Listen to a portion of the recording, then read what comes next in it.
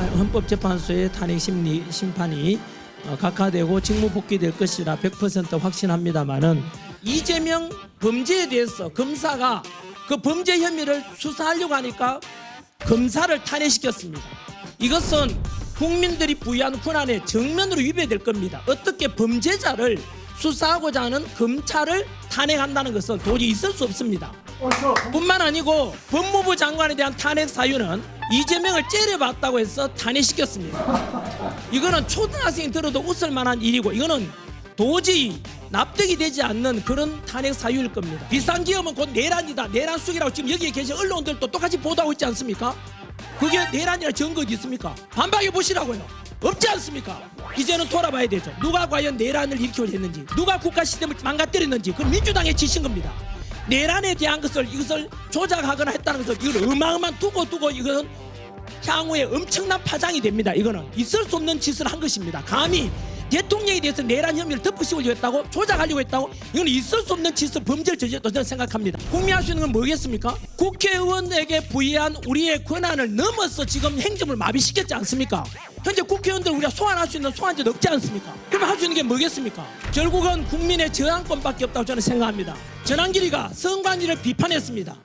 전환길이가 선관위 비판했는데 민주당이 전환길을 고발했습니다. 민주당이 답변하셔야죠. 전환길이가 민주당 비판하는 게 아니라 선관위 비판했는데 왜 민주당이 저를 고발합니까? 이유를 말해야죠. 공범이란 뜻이지 않습니까? 이제부터는 우리 대한민국 선거제도를 바꿔가야 되지 않겠습니까, 여러분? 여기에 누가 반발하겠습니까, 여러분?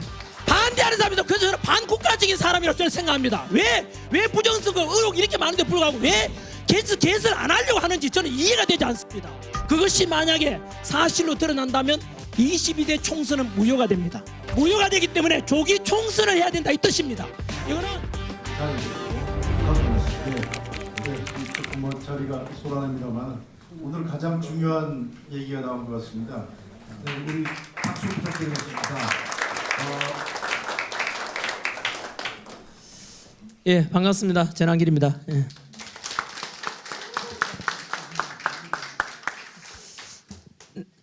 네, 먼저 좀 방송이 겹쳐가지고 좀 늦어서 죄송합니다. 먼저 오늘 와 보니까 사실 국회 국민 저항권이라는 좀 어떻게 보면 굉장히 무거운 그런 주제를 가지고 이 자리에 마이크를 들게 됐는데요. 저는 법 전문가가 아닙니다. 헌법에 대한 전문가도 아니고요. 단지 국민의 상식선에서 알고 있는 범위 내에서 과연 지금 탄핵 정국 속에서 만약에 대통령이 저는 각하되고 헌법재판소의 탄핵 심판이 각하되고 직무 복귀될 것이라 100% 확신합니다만은 현재 국민들이 되게 답답했습니다. 왜냐하면은 국회에서 국민들이 뽑은 국회의원들 그리고 국민들이 뽑은 대통령에 대해서 현재 지나치 많은 의석수를 확보한 민주당에서 국민이 부여한 어떤 입법권 또는 국회의원의 권한을 넘는 29번의 탄핵 속에서 결국은 대통령은 현재 직무 정지된 상태가 되어 있고 행정부가 식물 행정부가 되어 있습니다. 이런 속에서 과연 국민들이 바라볼 때 국회의원들의 지나친 이런 권력 행사가 과연 국민들이 부여한 국회의원들의 선을 넘는 건 아닌지, 너무나 국가가 지금 행정부가 마비된 상태에서 대통령도 없고 국무총리도 없고 국방부 장관도 없고 또 행안부 장관도 없고 이런 상황 속에서 전쟁이 나면 어떡하나. 그래서 이 시국에서 현재 국민들은 다 불안해하는 상태에서 국민들은 무엇을 할 수 있는가.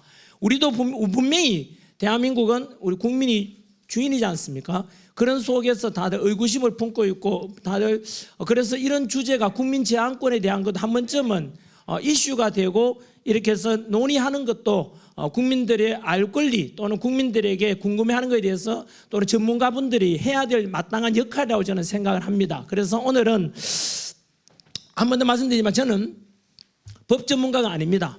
국민 상식선에서 제가 알고 있는 상식선에서 말씀드리면 대한민국 헌법의 1조는 다 알다시피 대한민국 민주공화국이고 모든 주권은 국민에게 있고 권력은 국민으로부터 나온다. 이게 헌법 1조 내용입니다.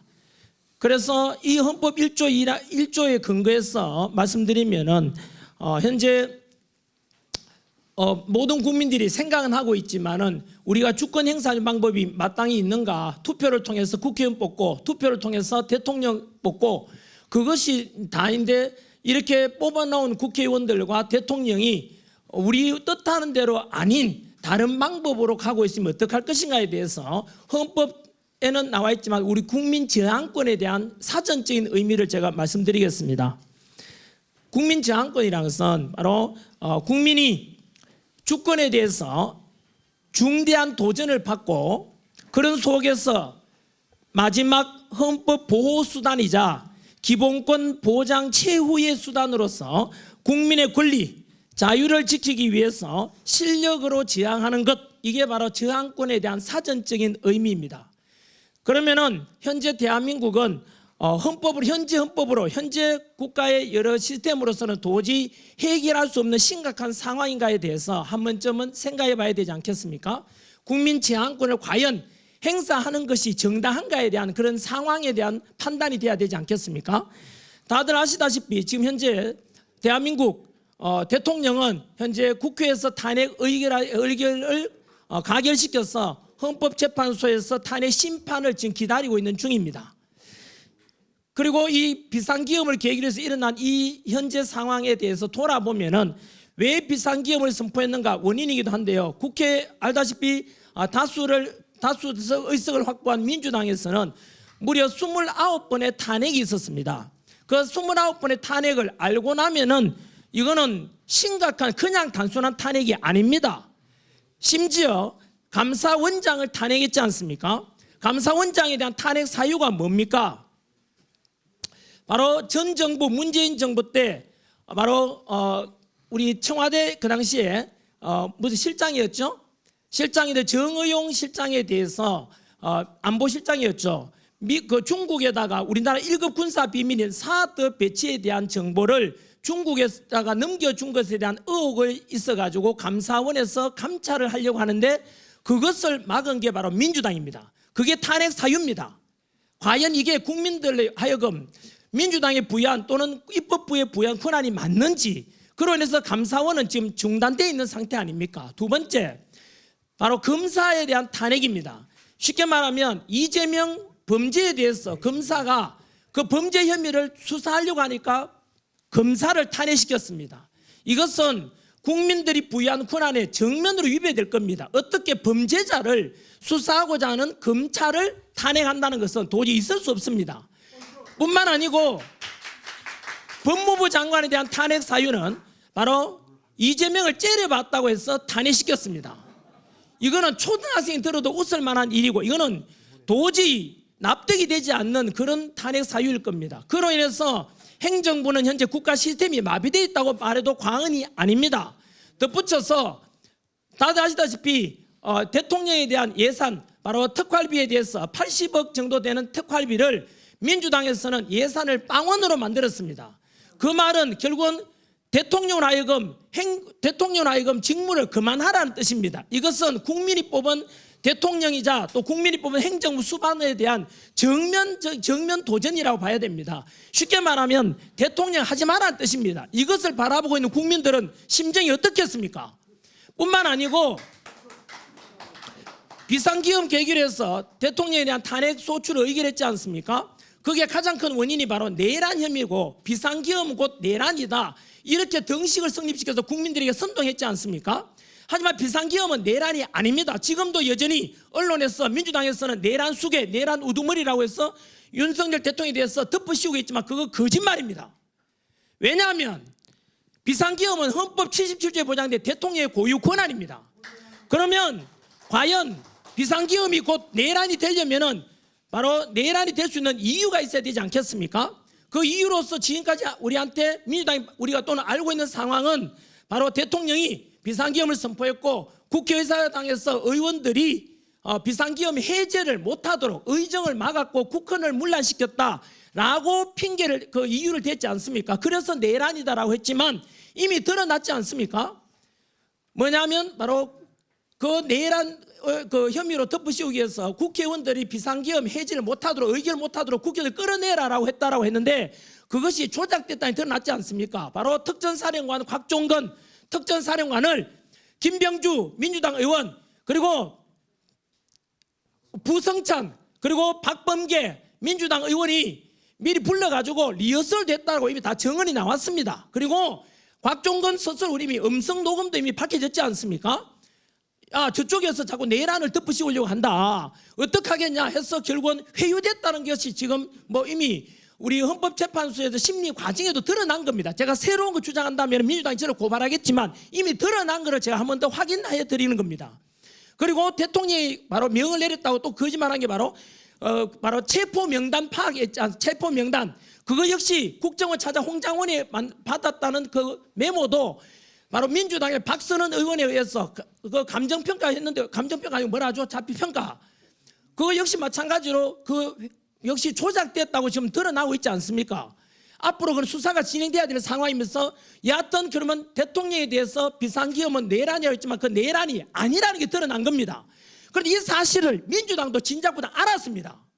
어떻게 알았냐면은 현직 대통령에 대한 탄핵 소추에 대한 이유는 두 가지밖에 없습니다. 외환 아니면 내란입니다. 그런데 내란 혐의가 아무래도 지금 드러났다시피 조작됐지 않습니까? 민주당에 의해서 이거 엄청난 범죄입니다. 이거는 국헌문란입니다. 그런데 왜 거기서 알았기 때문에 외환을 처음에 덮으시려고 했던 거 기억나십니까? 비상기업 직후에 대통령에 대해 외환 덮으시려고 윤석열 대통령이 북한에다가 풍선을 보내든지 뭐 그다음 드론을 보내든지 해서 북한에다가 외부에서 환란을 일으키고자 했다라고 민주당이 주장했지 않습니까? 민주당 다 들었지 않습니까? 근데 왜 지금 조용하죠? 거짓말했다니 드러났지 않습니까?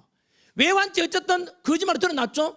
내란 혐의도 지금 거짓말로 드러나고 있고 그것을 천안길의 주장만 아니고 바로 지난주에 있었던 3월 7일 금요일 날 바로 현재 구치소에 구속되어 있던 윤석열 대통령에 대해서 바로 즉시 석방하라라는 서울중앙지법의 지기현 판사의 판결문에 보시면 뭐라고 나와 있는지 아십니까? 석방 사유. 민주당에서부터 거짓말하고 있죠. 뭐라고 했냐면은 그 석방 사유는 구속 기간에 대해서 날짜로 하느냐 시간으로 하느냐에 대해서 오차 때문에 단지 구속 사유가 없었을 뿐인데 그래서 곧 진행될 대통령의 헌법재판소의 탄핵 심판에 영향을 미치지 않는다라고 이야기했지만 그렇지 않습니다. 그 지기현 판사의 판결문에 보시면 대통령 석방에 대한 사유에 보시면 첫 번째가 말씀드린 대로 대통령 구속에 대한 시간에 대해서 날짜가 아니라 시간이었는데 그 오차도 있었고 두 번째 뭐 나왔는지 아십니까? 대통령에 대해서 체포와 구속을 주도하는 게 공수처입니다. 그 공수처에서 불법으로 수사했고 체포했고 구속했다라고 그게 나와 있습니다. 따라서 지기현 판사의 판결문에 의하면 대통령의 모든 체포와 구속도 결국은 불법이었다는 뜻입니다. 그리고 그 밑에 또 뭐 나오는지 아십니까? 세 번째 석방 사유에 보시면은 바로 내란죄에 대해서 불분명하다고 분명히 나와 있습니다. 따라서 당연히 곧 있게 될 헌법재판소의 재판관들 또한 그 형법의 내란죄에 관한 것은 분명히 영향을 받을 것입니다. 안 받을 수가 없습니다. 그래서 결국은 대통령 석방하라라는 명을 내렸는데요. 결론 돌아가 보면은 비상기업은 곧 내란이다. 내란 수익이라고 지금 여기에 계신 언론들도 똑같이 보도하고 있지 않습니까? 그게 내란이라 증거 어디 있습니까? 반박해 보시라고요. 없지 않습니까? 이미 내란의 죄를 덮으시고 아까 말씀드린 대로 그렇게 했지만은 민주당에서 곽종건 우리 특전사령관을 회유했는 것이 드러났지 않습니까? 그리고 홍장원의 메모 역시 마찬가지로 훼손되었다고 결국은 뭐 헌법재판소 심리관이 드러났지 않습니까? 결국은 대통령에 대해서는 이처럼 내란에 관한 것도 불분명합니다. 이것은 곧 있게 될 헌법재판소의 심리에도 분명히 저는 영향을 미칠 거라 보고요. 덧붙여서 제가 원래대로 돌아간다면 그러면 결국은 대통령은 비상기업은 대통령의 고유 권한이었고 왜냐하면 행정부를 마비시키고자 했던 29번의 탄핵과 일방지 예산 삭감으로 인해서 행정부는 더 이상 대통령이 할 수가 없습니다. 법적인 한도 내에서는. 그래서 피차 어쩔 수 없이 대국민 호소용으로서 비상기업을 헌법 77조에 보장된 대로 비상기업을 선포했고 헌법에 보장된 대로 2시간 만에 국회에서는 탄핵에 대해서 비상계엄을 해제 의결했고 6시간 만에 윤석열 대통령께서는 직접 국회 의결에 따라서 비상계엄 해제했습니다. 모두가 헌법에 따른 것이었습니다. 헌법 위반한 게 없습니다. 그렇다면은 이제는 돌아봐야 되죠. 누가 과연 내란을 일으키고자 했는지, 누가 국가 시스템을 망가뜨렸는지, 그 민주당의 짓인 겁니다. 내란에 대한 이것을 조작하거나 했다는 것은 이건 어마어마한 두고 이거는 향후에 엄청난 파장이 됩니다. 이거는 있을 수 없는 짓을 한 것입니다. 감히 대통령에 대해서 내란 혐의를 덮으시려고 했다고, 조작하려고 했다고, 이건 있을 수 없는 짓을, 범죄를 저질렀다고 저는 생각합니다. 여하튼 거기에 근거해서 결국은 행정부는 마비되고, 이런 속에서 국민이 할 수 있는 건 무엇이겠습니까? 국민이 할 수 있는 건 뭐겠습니까? 국회의원에게 부여한 우리의 권한을 넘어서 지금 행정부를 마비시켰지 않습니까? 현재 국회의원들 우리가 소환할 수 있는 소환제도 없지 않습니까? 그러면 할 수 있는 게 뭐겠습니까? 결국은 국민의 저항권밖에 없다고 저는 생각합니다. 여러분 박수 부탁드립니다. 아까 말씀드린 대로 이 국민 저항권은 좀 듣기에는 공포감을 주지만은 이것은 바로 현재 국회에서 했던, 금방 말씀드린 그런 사례들을 들어볼 때 우리는 민주공화국의 주인은 국민입니다. 우리가 주인입니다. 우리 국민이 할 수 있는 권한을 행사해야 되는 정당한 권리 행사입니다. 그래서 마지막 우리의 자유를 보장받고자, 마지막 우리의 기본권을 보장받고자 저는 저항할 수 있다고 저는 생각을 합니다. 그래서 어쨌든 이것은 이제 곧 있게 될 헌법재판소의 재판 심리 결정에 따라서 좀 달라질 수 있지 않겠습니까? 그래서 지난주에 있었던 서울중앙지법의 지기현 판사의 분명한 대통령 석방에 대한 결정문에 나와 있듯이 첫 번째는 공수처에서 이루어졌던 그 수사 자체가 내란 수사권이 없지 않습니까? 내란 수사권이 없는 공수처가 왜 수사를 했느냐, 그 자체가 무효라는 뜻입니다. 체포도 무효고 따라서 구속도 무효라 이 뜻입니다. 그리고 덧붙여서 그 다음에 내란죄에 관한 것도 불분명하다고 분명히 지기현 판사가 판결을 내려 있습니다. 판결이 아니라 결정, 명령한 것이죠. 그래서 그 결정에 대해서 한 번 더 생각해 보시기 바라고요. 그리고 덧붙여서 저는 선관위에 대한 것도 국민들이 저항권이나 또는 이거는 어떤 저항권이든 아니면은 국회 해산할 수도 있는 사유가 된다고 저는 생각합니다.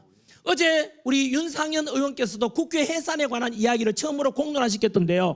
한번 들어보십시오. 현재 선관위에 있었던 모든 부정과 비리들 전 국민들이 현재 공로하고 있는 일입니다. 공분하고 있습니다. 무려 감사원에서 감사 결과 878건의 비리가 나타났다는 건 상상을 초월합니다. 그리고 그 감사원에서 비리를 조사했는데 선관위에서 답변하기를 선관위는 가족회사이다. 그리고 따라서 친인척 채용은 너무나 당연한 것이다라고 말했습니다. 이게 있을 수 있는 표현입니까? 분명히 선관위라는 것은 우리 헌법에 보장된 기관이면서 덧붙여 거기에 소속된 사람들은 국민들의 공무원입니다. 국민들이 내 세금으로 운영한단 말입니다. 그런데 어떻게 우리 가족회사라만 할 수 있습니까? 이거는 국민들의 권리를 완전히 박탈하는 선관위의 존재 자체를 그거는 부정하는 저는 발언이라 생각하고, 두 번째, 감사원에서 선관위의 그런 많은 문제에 대해서 지적했는데 헌법재판소에서 권한쟁의 심판 내리기를 독립기관인 선관위에 대해서 감사원이 감사를 하는 것은 감찰하면 잘못되었다 하면 안 된다고 했습니다.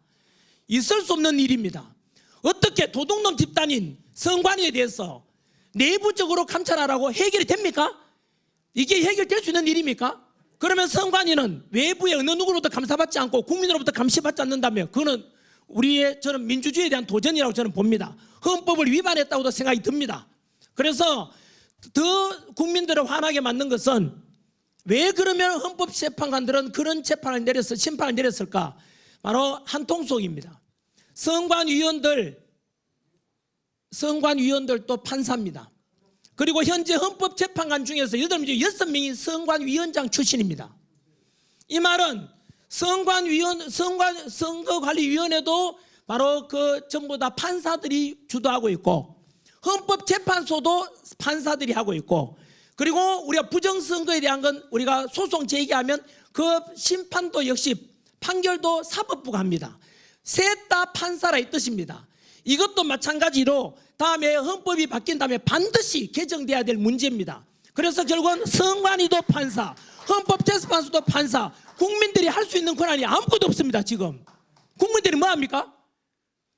이런 거에 대한 문제도 지적하면서 연장선에서 저는 부정선거에 대한 이야기도 또다시 이야기 안 할 수가 없습니다. 왜냐하면 민주주의에서 국민이 주권을 가지고 그 주권 행사하는 가장 중요한 방법이 바로 투표입니다. 그래서 선거에 관한 문제는 우리 주권 행사의 가장 중대한 문제이기 때문에 단 한 건의 부정이나 비리나 의심을 사서도 안 됩니다.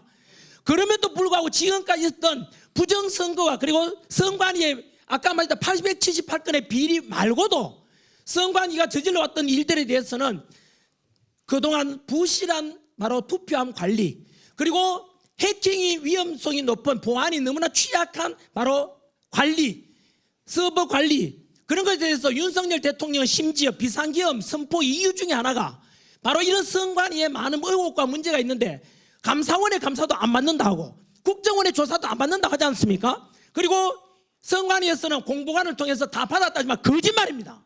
분명히 다는 건데 거짓말이다. 부정선거에 관한 것은 단 한 번도 조사받은 적이 없습니다.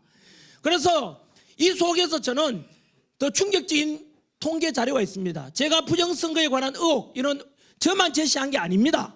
이거는 부정선거에 관한 건 한 번 더 그 중대성은 금방 말씀드린 대로 국민들이 주권 행사하는데 가장 중요한 투표권인데, 이 투표권은 우리 80 넘은 할머니, 90 넘은 할머니께서 휠체어 타고 나와셔서 내 한 표를 행사하러 나온 이유가 뭡니까? 내가 행하는 한 표도 도둑맞기 싫은 그 소망 아니겠습니까?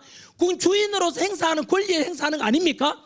그것이 절대 훼손돼서 안 될 것입니다. 하지만 그동안 우리 선관위에다가 부정선거에 대한 것을 170여 건 부정선거 의혹에 대해서 우리가 소송을 제기했었고 그중에 150건이 전부 다 패소했습니다. 그러면 선관위에서 말하기를 봐라, 전부 다 부정선거를 제기했지만 그 떨어진 사람들이 그냥 핑계 대려고 하는 거 아니냐, 쉽게 말하면 다 패소했지 않냐, 더 이상 부정선거에 대한 것은 소송 제기하지 말라 하는데, 그거 여러분 어떤 일이 내막을 아셔야 됩니다. 그 내막 보시면은 앞으로 이 구조라면 어떤 부정선거 의혹에 관한 것도 우리가 소송 제기하면 100% 패소하게 됩니다. 왜 그런지 아십니까? 부정선거 의혹을 제가 소송 제기하면은 고소하게 되면 피고소인이 선관위원장입니다. 선관위원장이 대법관을 겸직하고 있습니다. 지방선관위원장은 지방판사가 겸직하고 있습니다. 결국은 판사가 곧 선관위원장을 겸직한다 이 뜻입니다. 쉽게 말하면 판사는 중간에서 심판을 제대로 판결해 줘야 될 건데 선관위와 한통속이다 이 뜻입니다. 여러분 제대로 재판이 되겠습니까? 그동안 부정선거 의혹 제기해서 패소했는 사람들 이야기 한번 들어보십시오. 이미 유튜브라는 이런 새로운 미디어를 통해서 드러난 게 너무 많습니다. 저는 오늘 첫 번째 제기하고 싶은 것은 부정선거 이야기만 하면 음모론이라 하죠. 음모론이라 말하는 사람은 무지해서 그렇습니다. 저도 원래도 그랬습니다. 저도 원래는 음모론 아닌가, 아까 말씀드린 대로 부정선거 의혹 제기하게 되면은 야 그거 선거에 제가 핑계 대려고 하는 거 아니냐, 면피용 아니냐라고 했지만 실제로 그렇지 않습니다. 너무나 많은 부정선거에 대한 의혹에 관한 것도 너무 많고 그것에 대해서 저는 공론화시켜서, 두 번째 서버 관리 너무나 부실합니다. 그리고 세 번째 사전 투표에 관한 게 너무 깜깜입니다. 예를 들어 보십시오. 전환길이가 부정선거 의혹이 있다. 우리 대한민국도 대만처럼 수개표하고 수작업으로 투표하고 수개표하고 수작업으로 집계하자 그랬지 않습니까? 그런데 언론에서는 제 말을 잘라가지고 야 대한민국에 전부 다 수개표하고 다 하는데 왜 그러냐, 전자개표하지 않는데? 라고 하더라고요. 여러분 거짓말입니다. 여러분 우리나라에 선거는 크게 투표 세 종류가 있습니다. 당일 선거 때는 크다란 강당 같은 데 모여가 개표 같이 하지 않습니까? 수작업합니다. 저희 아내도 공무원으로서 가서 거기에 작업 참여하기도 저 다 알고 있습니다. 하지만 거기서는 부정이 잘 일어나기 쉽지 않습니다. 왜? 다 보고 있으니까요. 하지만 집계와 그 다음 이상은 전산으로 진행됩니다. 제가 문제 제기한 것은 뭐냐면은 바로 사전투표입니다. 사전투표 두 종류가 있습니다. 관내 투표와 관외 선거 투표가 있거든요. 관내라는 것은 내가 선거 당일날 여행 가겠다, 그날 내가 부재 중이니까 미리 그 장소에 가서 투표하는 곳에 투표하는 겁니다. 이게 관내 선거고 사전선거. 관외 선거라는 것은 아예 해외에 가 있거나 이럴 때 우편으로 보내는 겁니다. 우편으로 보내는 거 한번 여쭤보겠습니다. 여러분 혹시나 관외 투표하신 분들, 요즘 쿠팡이나 물건 하나 사도 내 물건이 배달이 왔는지 아닌지 카톡 오고 문자 옵니다. 그런데 관외 투표하신 분들, 내 투표했는 것이 제대로 선관위에 제대로 갔는지 연락받은 적 있습니까? 그거 택배 보낼 때 경찰이 다 참관합니까? 안 하잖아요. 전환길이 아니라 전두길, 전삼길, 전사길을 투표했다고도 알 수가 있습니까? 그걸? 모르잖아요. 선관위에서는 그럴 리가 없다 하지만 그 아닌 것을 말하는 게 아니라 아닐 수 있다는 것 의혹 제기할 수 있는 거예요. 거기다가 사전투표, 이것에 대해서 아마 저는 이거는 제 이야기 아닙니다. 저는 이영돈 PD라고 KBS PD 하신 분이 최근에 유튜브 올린 거에 의하면 22대 총선입니다. 불과 작년입니다. 작년 있는 투표에서 무려 사전 투표와 그래서 당일 투표가 있는데, 당일 투표에서는 당선되었는데 사전 투표 때문에 떨어진 사람이 50명. 거꾸로 말하면 당일 투표에서 지고 사전 투표에서 이겨가지고 당선된 사람이 무려 50명이나 됩니다. 그러면 사전 투표에 대해서는 한 번 더 말씀드리겠습니다. 관례를 하든 관여를 하든 간에 당신들이 참관인 속에서 전부 다 참관하면서 확인했습니까? 당일 투표는 화면에 나오지 않습니까? 강당에서 모여서 하니까. 하지만 사전 투표에 대해서는 깜깜이 아닙니까? 자신 있게 나는 다 확인했다 말할 수 있는 사람 있습니까? 선관위 직원들도 그렇지 못할 겁니다. 그래서 심지어 50명이나 이렇게 사전 투표와 사후 투표를 통해서 당일 투표를 통해서 당락이 바뀌는 것에 대해서 투명성 있게 가야 되지 않습니까? 그래서 저는 이 문제는 만약에 저는 확인한다 또는 확실하다고 말하지 않겠습니다. 부디 이영돈 PD가 올렸던 그것을 보게 되면 우리나라 통계학의 굉장히 권위자입니다. 서울대학교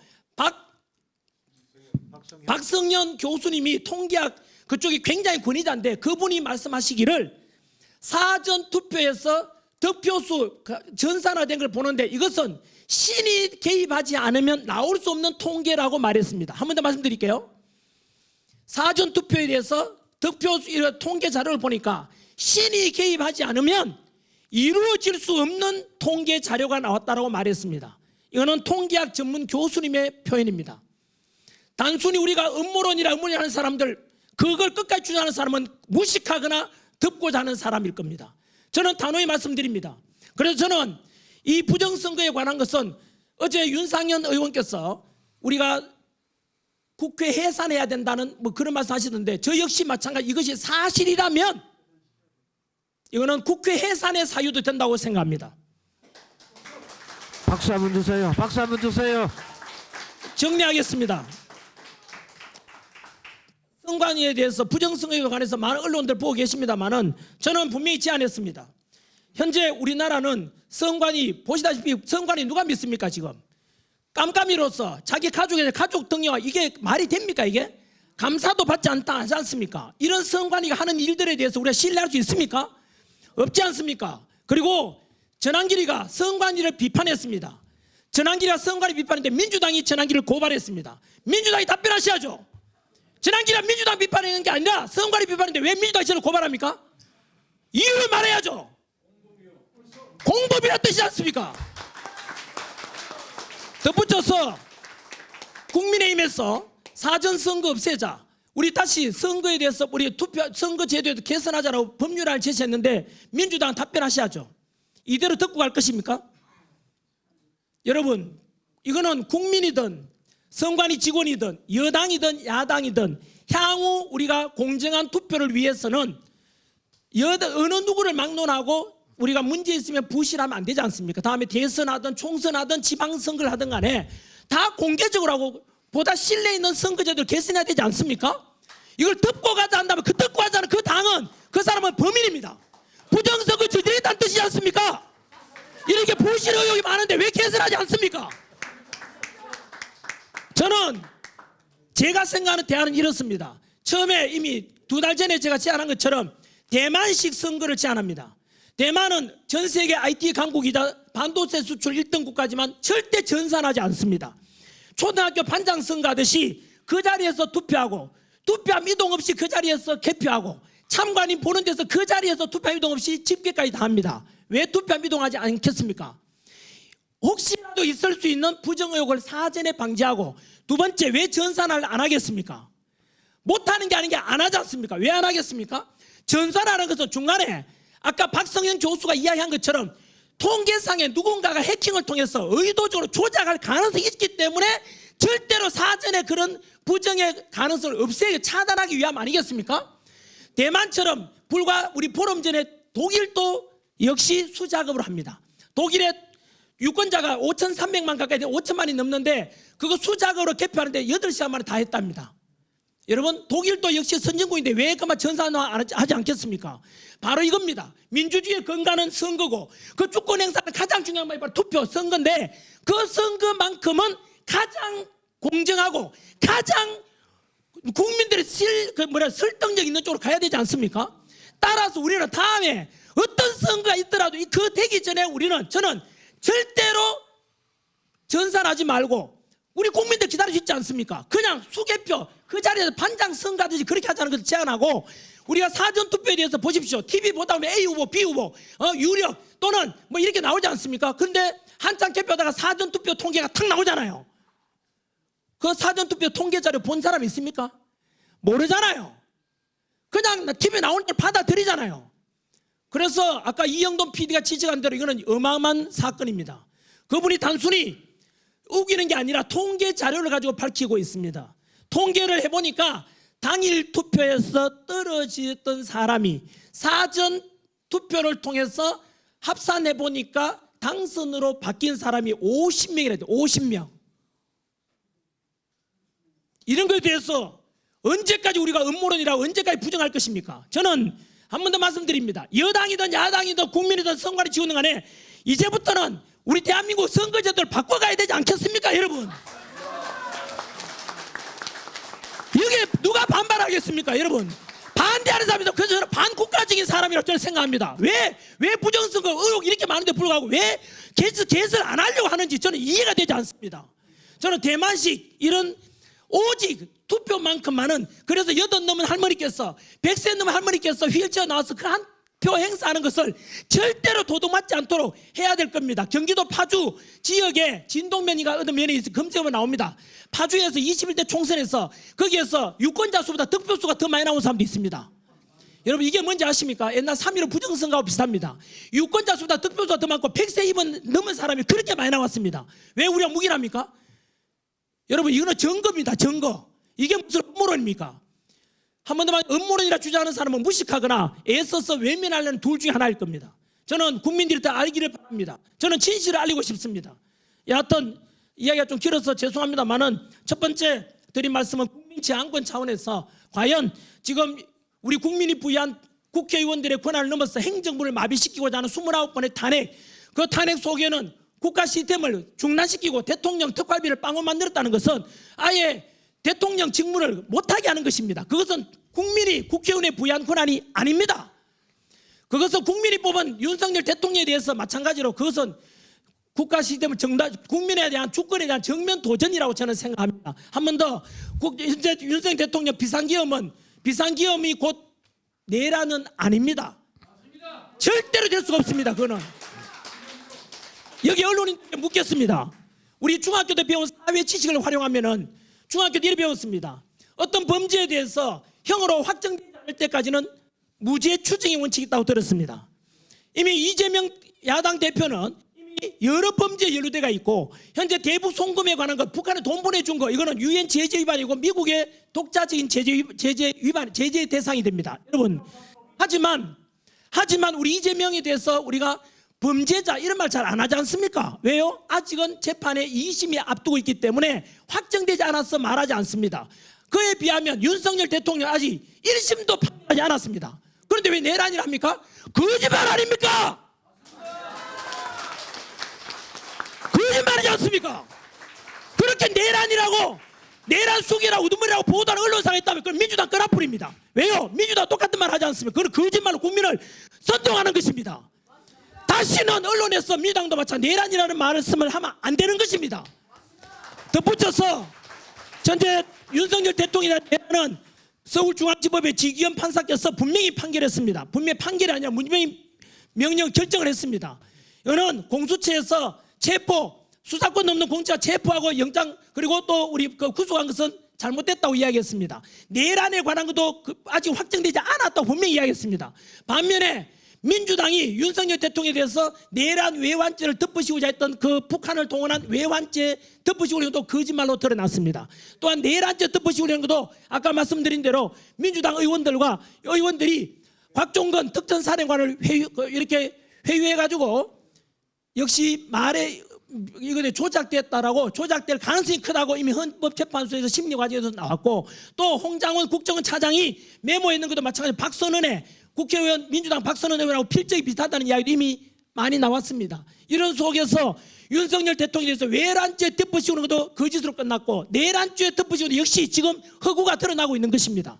모든 국민들은 알아가고 있습니다. 이 속에서 정리드리면은 과연 이런 속에서 우리가 국회를 국민 입장에서 우리 주권을 가지고 있는 국민인데 국회의원들이 이렇게 마구잡이로 탄핵하고 그것도 국민 세금을 하지 않습니까? 이런 것을 과연 국민들이 허용을 해야 될지에 대해서 저항권에 대해서 한번 좀 논의해야 한다고 생각하고 끝으로 선관위에 수많은 부정과 비리가 있고 그리고 바로 통합선거인명부도 오픈하자 해도 안 하지 않습니까? 서버도 오픈 안 하지 않습니까? 이런 의혹에 대해서 우리는 부정선거에 관한도 단순한 음모론이 아니라 바로 아까 이영돈 PD가 유튜브에 가면 있습니다. 통계 자료를 가지고 밝히고 있습니다. 서울대학교 박성현 교수의 통계에 근거하면은 사전 투표에 대해서 통계가 이렇게 나올 가능성은 신의 개입이 있어야만 나올 수 있다고 이야기했습니다. 그런 속에서 우리가 그렇게 해서 만약에 그 이영돈 PD 통계에 의하면은 떨어질 뻔했던 국회의원이 사전 투표에서 많은 표를 얻어가지고 50명이 당선됐을 수 있다. 쉽게 말하면 50명의 당락이 바뀔 수 있다. 이런 주장이 있습니다. 국민들이 알고 난 뒤에 판단했으면 좋겠습니다. 그것이 만약에 사실로 드러난다면 22대 총선은 무효가 됩니다. 무효가 되기 때문에 조기 총선을 해야 된다 이 뜻입니다. 이거는 국민들이 알아야 된다고 저는 생각해서 강력히 주장합니다. 저는 이상으로서 이거는 제가 법 전문가도 아니고 국민의 상식선에서 말씀드렸습니다. 혹시나 표현이 좀 과격하거나 또는 비법적인 이런 표현이 있더라도 양해 좀 해주시기 바랍니다. 감사합니다.